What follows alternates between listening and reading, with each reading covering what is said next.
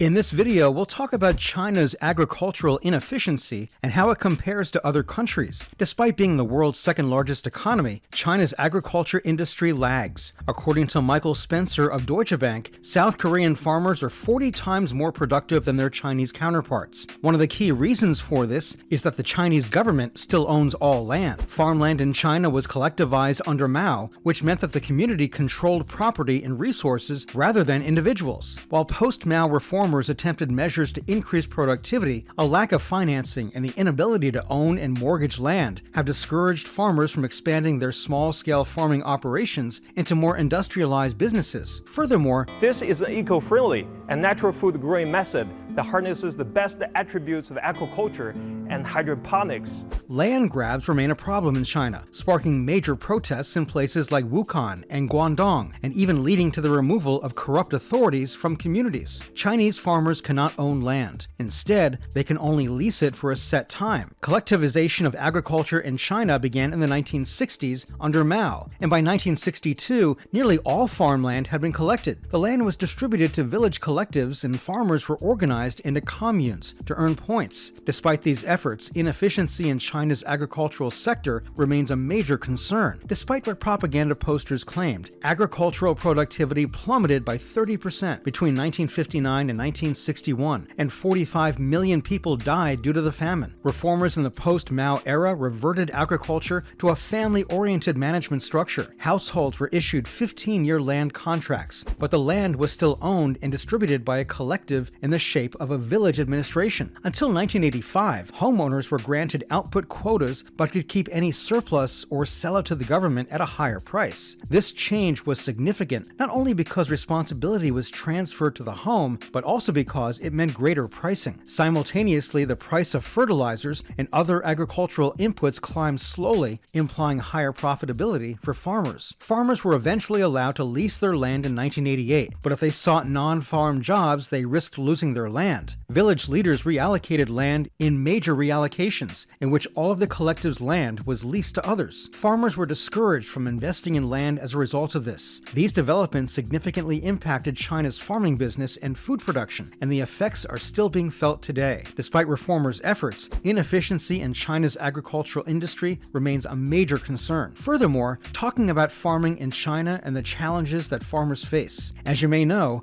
big reallocation of lands were banned in China in 2003, allowing farmers to lease their land to locals and non-locals. This was a step in the right direction for property rights, and it also led to an improvement in productivity. However, there have been issues with land grabs in recent areas, such as Wuhan and Guangdong, which have caused social unrest and protests among villagers who are demanding that their land be returned to them.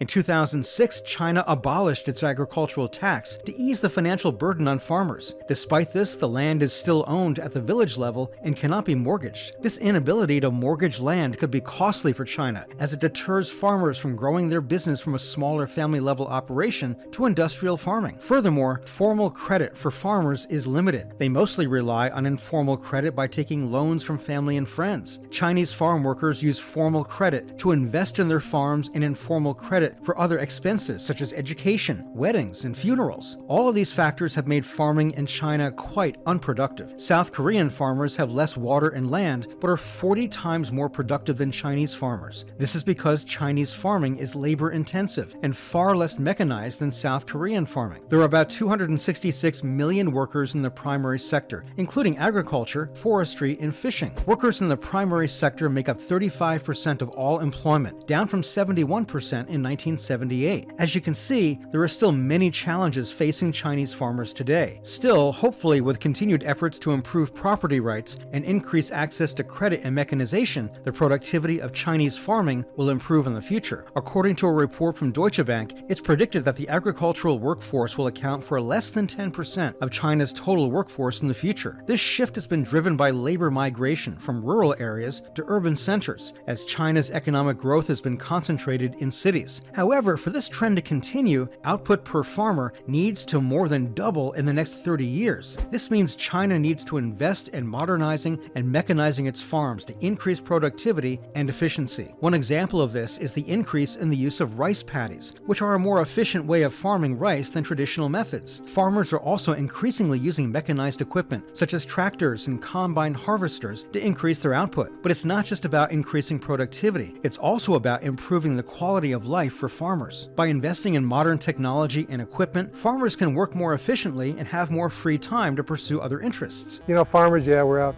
we're digging in the dirt. And we still use a shovel. I got a shovel in the back of my pickup, but when I started here, I never thought our tractors would be steering themselves. Overall, the future of China's agricultural workforce is expected to change as the economy continues to develop. However, the country must invest in modernizing and mechanizing its farms to keep up with the demands of a growing population and continue to support economic growth. Today, we're going to discuss a topic that might surprise you: China's small farms. You might think that small farms are a staple of rural life in China, but they're slowly fading away. Before diving into that, let's look at the village of Shanhui in the northern province of Shanxi. Shanhui is a village that has mostly stayed the same for the last few decades. The lives of its 3,000 residents are still governed by the planting and harvesting season, and many of the homes are topped with traditional Chinese tiled roofs. One farmer in particular, Zhang Nanda, has become an unlikely agent of change in this village. For over 4 decades, Zhang Nanda worked in the fields surrounding Shanhui, often behind a plow pulled by cows. Now in his 70s, he's too old for such arduous labor, and his children have long ago left for jobs in the city and have no interest in farming. So he decided to rent almost all of his plots to other farmers who work using modern equipment. The $500 a year he earns in rental income helps keep him comfortable in his neatly manicured courtyard home. This is just one example of a trend happening all over China, where small plots of land are being leased to bigger operations. This might seem sad, but it's enriching residents and helping more Chinese people move into the modern world. Now the farmers leasing the land can use modern equipment, increasing the farm's efficiency and productivity. This in turn allows them to grow more food and earn more money. It also creates more job opportunities in the cities, as the farmers' children are more likely to leave the village and find work there. The fading of small farms in China might seem like a negative development. Still, it's helping to improve the lives of residents and helping more Chinese people move into the modern world. For centuries, small family farms have dominated the countryside, but now more and more farmers like Mr. Zhang are leasing their land to others to work. This is the big change for China, and it's happening as more and more young people leave the countryside for the cities. Mr. Zhang, a farmer from the village of Shanhui, is one of these farmers. He's in his early 70s and can no longer work the fields himself. His children have also left for jobs in the city and have no interest in farming. While big commercial farms still need to dominate China's agriculture sector, like in the United States, this process has begun. It's a bittersweet change for many, as it erodes a way of life that has existed for centuries, but it's also helping residents and allowing more Chinese people to move into the modern world.